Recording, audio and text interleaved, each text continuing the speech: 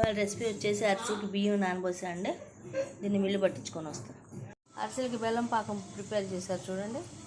ఇట్లా బెల్లం చెదగొట్టేసుకొని కొంచెం వాటర్ పోసి స్టవ్ మీద పెట్టుకోవాలి. ఇవాళ పాకం ఇట్లా అవుతుంది. ఇంకా రాలేదు. పాకం వచ్చిన తర్వాత అరిసెలకి పిండి పోతాం.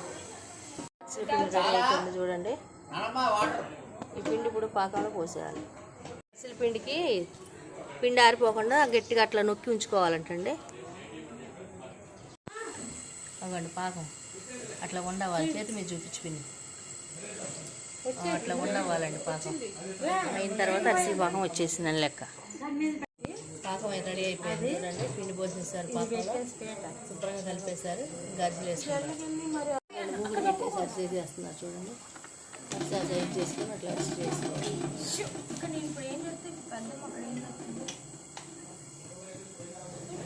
అట్లా చేసుకొని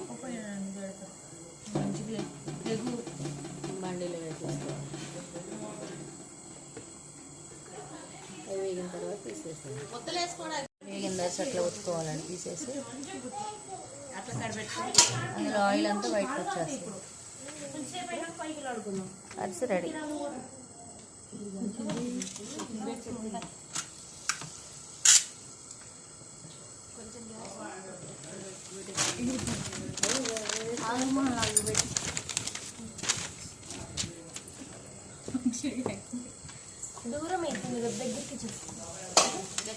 అట్లా అన్నీ అరిసెలు చేసేసుకొని పూట ఒత్తుకొని మొత్తం వేడి చల్లారిందాక అట్లా ఆరబెట్టుకోవాలి.